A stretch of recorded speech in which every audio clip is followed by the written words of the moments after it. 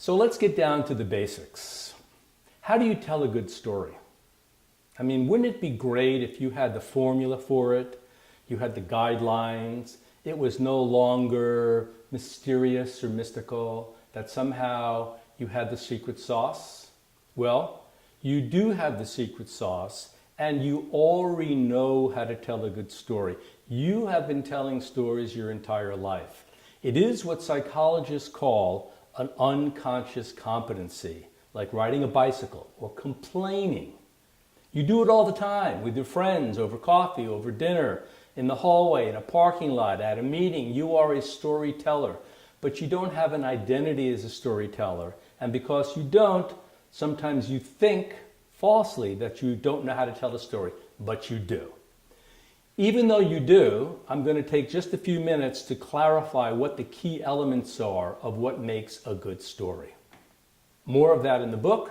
This is an introduction or an excerpt of that. The first thing, the most important thing, is to understand your message. In other words, what is my purpose? Why would I open my mouth? Why would I take a minute, 2 minutes, 3 minutes, 5 minutes to tell a narrative, to tell a story? What feeling do I want to leave my listeners with? What do I want to impart to them?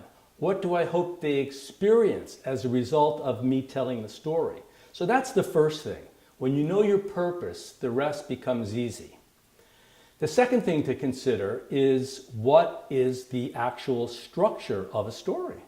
What are its components? We know the spine is made of vertebrae. We know a day is composed of morning, midday, and night. What are the structures? What are the elements of a story? Well, there are 5. Here we go. The first element is a character. That is the hero or the heroine, the protagonist, the person who is going on a journey.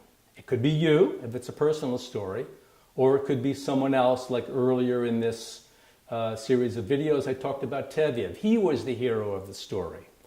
So your character or your hero needs to be relatable. It needs to be somebody that the listener or the reader can relate to. Okay, that's number 1. They have to have some personality.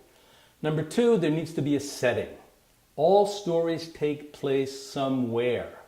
So the clearer you are about your setting, and all you need are a few details, is to park your story in time and place. That gives the listener to the story, or the reader of your story, the imagination of where that story is happening. In effect, you are creating a movie in the mind of your listener. That's what Hollywood does. They create movies. They give you something to imagine, and they give you visuals on the screen. You don't have a screen as a storyteller, but you do have a screen as a storyteller, because your details and the images that you embed in your story create a movie in the mind of the listener. So first, the character, or the hero or heroine. Second, the setting. The third is a plot. Something happens. A, then B, then C. There is a progression, a logical sequence of events that moves through time and space. The hero is going from this point to that point, and everything in between. So there needs to be a plot.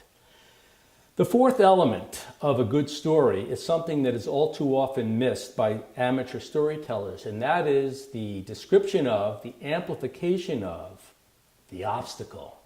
What is in the way? What is the demon, the monster, the obstacle, the constraint? All fairy tales, and we grew up on fairy tales, have an obstacle, a monster, a boogeyman, the big bad wolf, the evil stepsisters, the sirens in the way of Perseus on his hero's journey.